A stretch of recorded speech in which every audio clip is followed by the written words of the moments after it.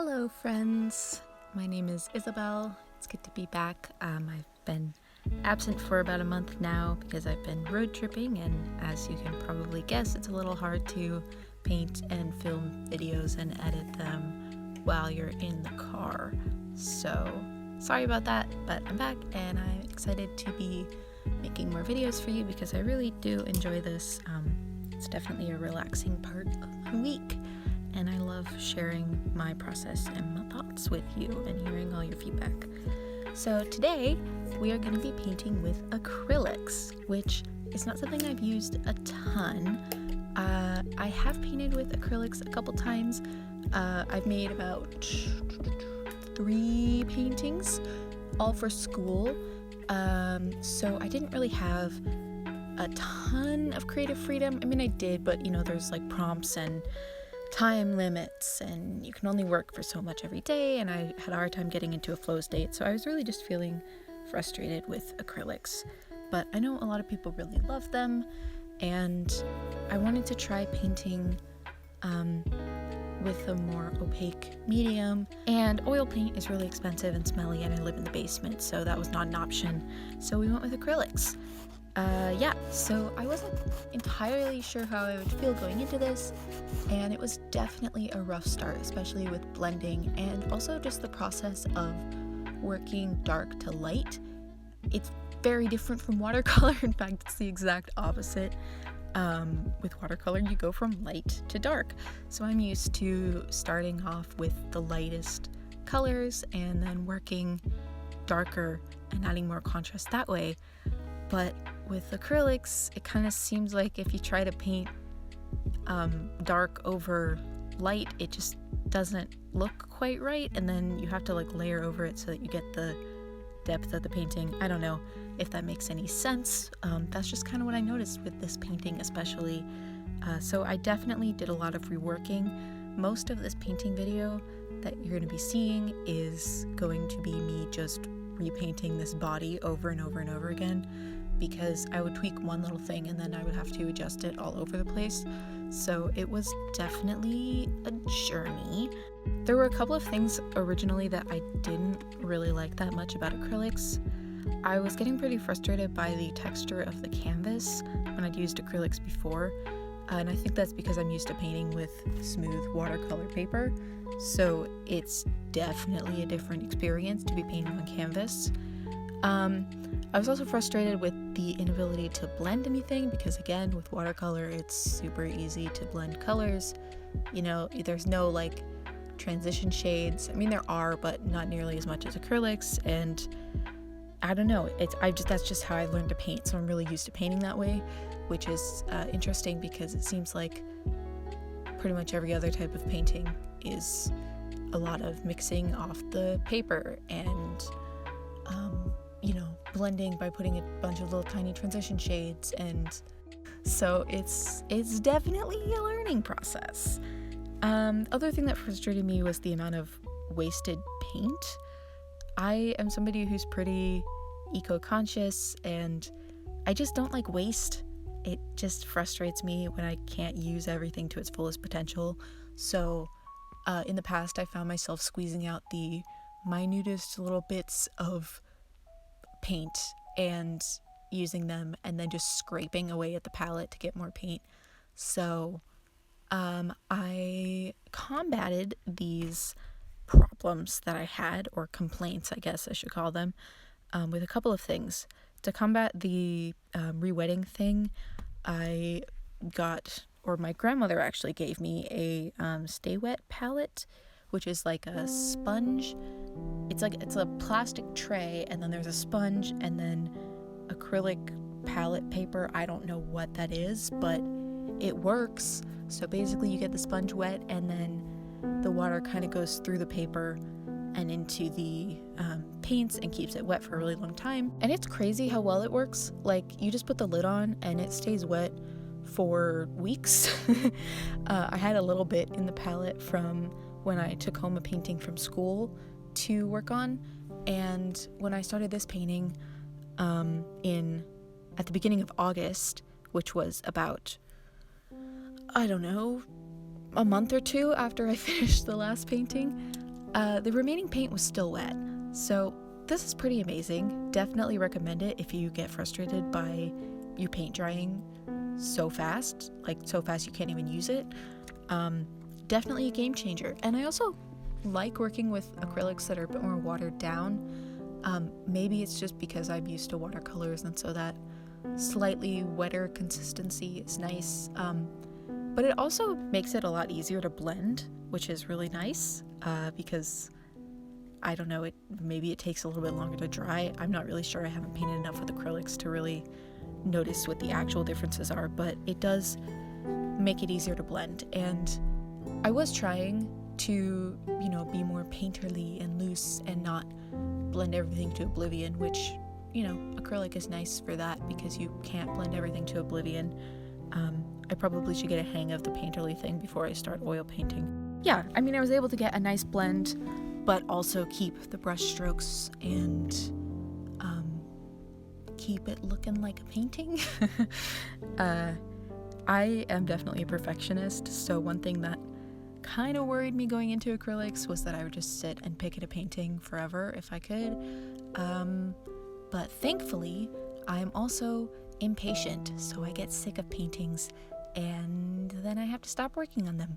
So that's kind of helpful to combat that perfectionism, I guess. The other thing that I did to combat my dislikes, mainly just the texture of the canvas, was to get some gesso, I think it's gesso, which again, not really sure what it is. It kind of just looks like wet paint. Or white paint. It looks like white paint. So I put down a layer and I let it dry, and then I sanded it down because that's what the internet told me to do. And then I put another layer and sanded it down, and I think I did 2 or 3 layers. So, it definitely still had texture to the canvas, but it was nice. It was a lot more smooth. And it's nice to have a little bit of texture in the canvas, honestly, especially, I'm used to working with like cold pressed paper is my baby, and it does have some texture, but it's not like grabbing the paint and preventing you from getting any details kind of texture, which is what was frustrating me. So yeah, I think I will continue to use gesso. And the last thing that I did to make the painting experience better is to just try and be patient and, let the paint dry, sit back, look at it, evaluate what needs to be changed, what needs some touch-ups, what my next step is, and then move on from there.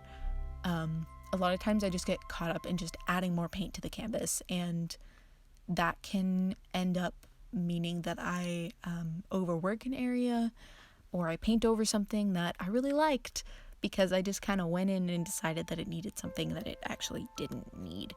So definitely having some patience was good. I put on Laura's new album and I was just jamming to that. I think I listened to it about 4 times while painting this, so that's a lot. I don't know. I think it was about 3 times in a row one day, and then another time the next day, and then I ended up just painting in silence for a little bit. Definitely a bop, or it's not really a bop, honestly. It's kind of, I don't know, is psychedelic the right word? It's like calm-ish, but like a little creepy, which I like. Definitely the vibes that I go for sometimes in my artwork is that sort of calm, but maybe a little bit off and creepy. So yeah, definitely recommend finding music that fits the mood that you want to go for. And that definitely fit this, especially because this painting is kind of celestial themed. I'm not entirely sure what I'm going to call it yet. I'm sure I will have a title in the video title by the time I upload this, but right now I'm thinking something like celestial truth, kind of like that one.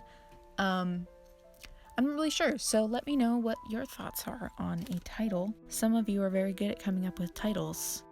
This painting, to me, was reflecting a lot of just the stress and anxiety that I have been feeling. I think that's evident, but it also reflects some of that peace-ish of just realizing that you are a small part of the world and the universe. I put the body in a fetal pose because that's where I go when I'm feeling anxious. It just feels so comforting, and yeah, it's just a way to keep the world out a bit.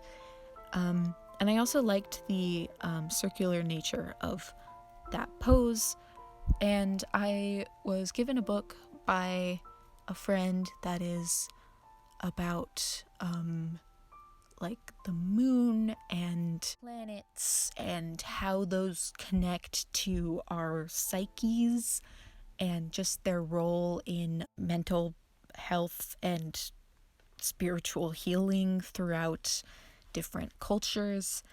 And that inspired this painting. It was kind of one of those moments where I was reading it and then I was like, just got this really quick flash of, oh, I want to do a person curled up inside the moon painting. And that was what happened. So I just started drawing. That's honestly how a lot of my paintings show up. I don't have very good like visualization in my brain. I don't know if it's aphantasia or hypophantasia, but it's like I just don't really see things in my mind's eye. It's really whack to me that some people can like see full-on like colors and pictures in their brain, because I just can't. But what I will get is just like a quick flash sometimes that's like, okay, this is what this painting's gonna look like. But I can't actually really see what the painting looks like, if that makes sense. So it's just sort of, my brain knows what the painting needs to look like, and if it doesn't look right, then I just know that it doesn't look right, and I can kind of figure out what to do, but I can't see in my brain what it's supposed to look like. So with this one, it was kind of just like a little flash, like maybe like a really faint, pencil sketch on black paper of just a little circle body and a circle moon, but not even that. It's hard to explain, but let me know if you have the same experience with your mind's eye. Anyway, I have been asking some of my friends when we have like lulls in the conversation and I want to keep it going because I get uncomfortable with silence sometimes. I've been asking them, what are your thoughts on the expansion of the universe? I mean, one of my friends just says it's whack and I'm chillin', so there's that. Maybe I'll call this painting It's Whack and I'm Chillin', but I don't know. It's just kind of a very strange thing to think about because all we really know is this world, and it seems so big sometimes, and sometimes it seems really small. I know that's pretty cliche, but just, trying to expand your concept of space even to just the solar system, and, thinking about all of the worlds that are our planet's size or bigger, and there's so many of them, and then the universe keeps going, and there's tons of galaxies, and I sound so much like an astrophysicist. Yep, that's definitely something I'm knowledgeable about. That was sarcastic. But just thinking about like the expansion of the universe and like what is it expanding into, and I am just a small little blip in the life of the universe, and even just in this present moment I'm still a small little blip in just the things that are present in this moment. I am very minuscule, so sometimes that causes anxiety and we go into the fetal pose, and sometimes it can be actually kind of comforting to just think about how even if we humans destroy this planet and destroy our entire species and all life on Earth, there's still a lot of other planets, and there's probably life on them, because it seems a bit egocentric to assume that we're the only life in the entire universe. But I don't know, maybe we are. I'm not super knowledgeable about that. Anyway, those are the thoughts that inspired this painting. Remember when I was just gonna talk about my experience with acrylic painting? Yeah, well, whatever. It's hard to talk for 15-20 minutes about that anyway. So there's my existential vertigo for the day. So yeah. Just let me know what you think about this painting. If you have any acrylic painting tips, I would love to hear them. If there's any acrylic artists that inspire you, let me know, because I'm always looking for more. I feel like most of the artists that I look up to are either oil painters or watercolor painters, so I don't know. Where are the acrylic painters? I don't know.